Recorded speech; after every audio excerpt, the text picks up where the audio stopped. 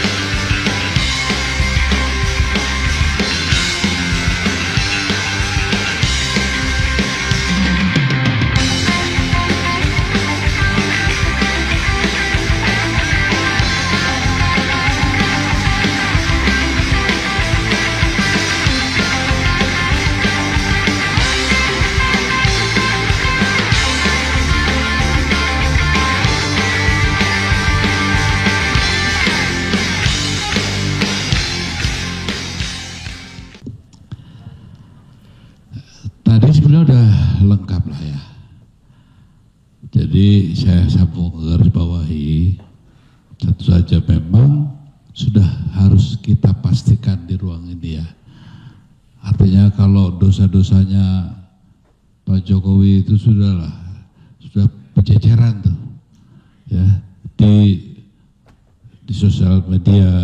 Jadi memang Jokowi ini sumber dari segala bencana itu ya dia.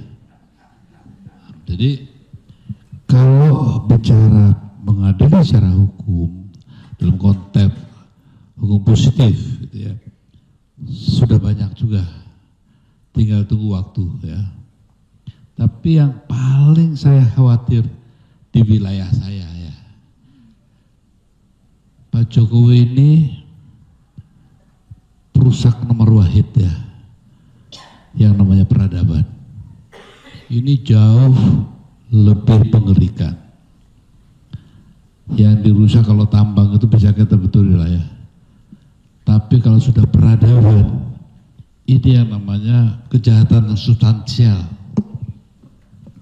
Ini yang harus jadi catatan penting ya. Karena apa? Kalau kita mengadili dia lewat meja hijau, kita bisa mengajukan dalih-dalih.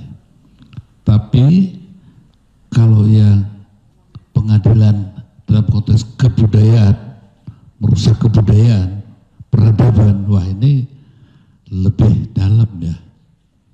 Justru sanksi sosial ini harus diberikan oleh kita semua.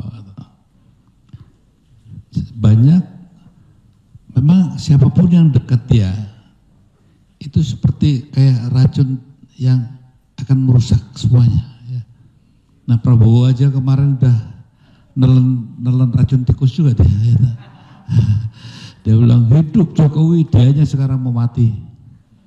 Jadi memang siapapun yang dekat dia akan mengalami seperti itu. Saya kenal Pratikno itu dulu kayaknya orang baik tuh ya, kayaknya.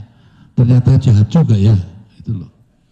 Yang saya suka tadi di sini berbeda ya.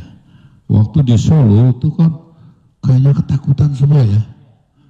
Rektornya takut, dekannya takut.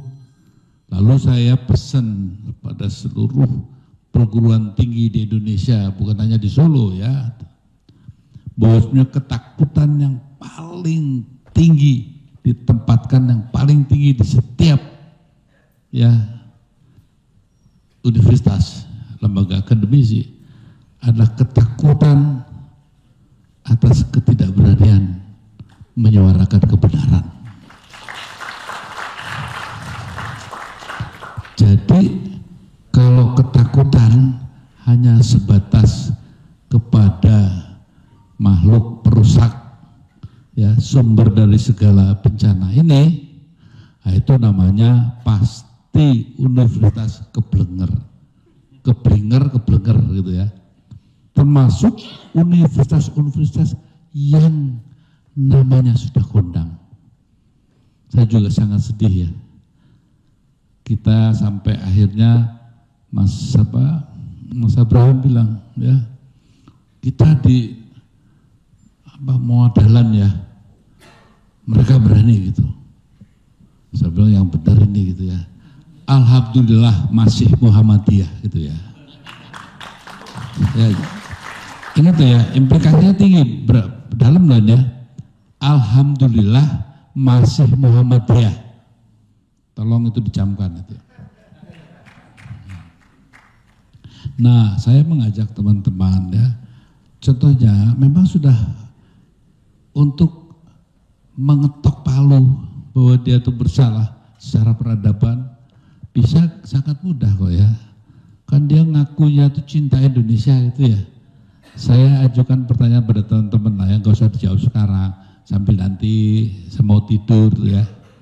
Pak Jokowi itu lebih cinta Indonesia apa lebih cinta keluarganya?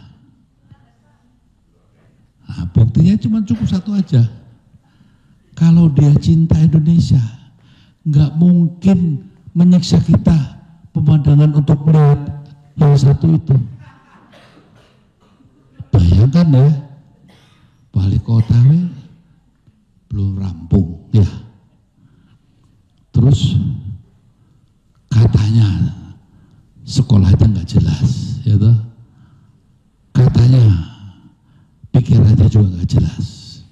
Katanya manusianya juga nggak jelas. Katanya semuanya serba tidak jelas. Kemudian dijelaskanlah oleh konstitusi pamannya sendiri untuk jadi wapres yang nggak jelas juga. Jadi memang dia lebih mencintai hal seperti itu. Kalau nanti bicara, nantilah ada masa itu banyak kok ini ya. Banyak itu. Banyak mas, saking banyaknya itu yang nggak tahu nanti gimana caranya nih ya. Nah, yang saya cuma pesankan satu aja. Ketakutan itu awal dari kekalahan. Ya. Itu saya minta pada teman-teman. Saya umur saya udah 75 ya. Jadi waktu semuda-muda kalian ini, rasanya nggak takut di penjara tuh ya. Sekarang sama dosen aja ditakut ya. Nah, ini kelewatan tuh. Pasti kalau yang takut sama rektor yang nggak jelas, dekan yang nggak jelas, pasti itu bukan mahasiswa Muhammadiyah. Pasti, saya jamin itu ya. Karena ada institusi besar juga, ya, yang sekarang tuh sangat taat sama pembawa bencana ini, ya. Besar dikasih tambang, wah tambah lagi, tambah lagi ngatok itu kebangetan itu ya. Dan saya berterima kasih, paling tidak, walaupun saya dari keturunan tuh bukan dari Muhammadiyah ya. Walaupun mbah saya juga Kiai di Lempuyangan, tapi Lempuyangan juga semua banyak Muhammadiyahnya, saya bukan. Tapi saya sedih gitu ya, sama geng saya kok begitu ya. Jadi alhamdulillah masih ada Muhammadiyah, itu aja. Jadi nggak usah takdir, mari kita bersama-sama, tidak usah dengan marah-marah, tidak usah dengan benci. Hukumnya bukan dipertanyakan layak dan tidaknya lagi, bukan harus, tapi wajib. Jadi sudah wajib kita ini mengantar bersama secara baik. Monggo Pak Jokowi kami aturkan duduk di bangku pesakitan Pengadilan Republik Indonesia. Dia wajib menjadi presiden pertama yang layak dan pantas untuk duduk di bangku pesakitan, ya, pengadilan manapun di wilayah Republik Indonesia. Itu aja pesan saya. Jadi tidak usah panjang-panjang, kan 10 menit ya. Jadi itu aja pesan saya, tidak usah ragu-ragu ya. Kalau ragu-ragu jangan maju, kalau maju jangan ragu-ragu. Adil Jokowi, adil Jokowi, adil Jokowi. Merdeka. Tentu saja memang sudah harus kita pastikan di ruang ini ya. Artinya kalau dosa-dosanya Pak Jokowi itu sudah berceceran tuh di sosial media. Jadi memang Jokowi ini sumber dari segala bencana itu ya dia. Pak Jokowi ini perusak nomor wahid ya, yang namanya peradaban. Ini jauh lebih mengerikan. Memang siapapun yang dekat dia itu seperti kayak racun yang akan merusak semuanya. Ya. Nah Prabowo aja kemarin udah nelen racun tikus juga dia. Ya. Dia bilang hidup Jokowi, dianya sekarang mau mati. Jadi memang siapapun yang dekat dia akan mengalami seperti itu. Saya kenal Pratikno itu dulu kayaknya orang baik tuh ya, kayaknya. Ternyata jahat juga ya.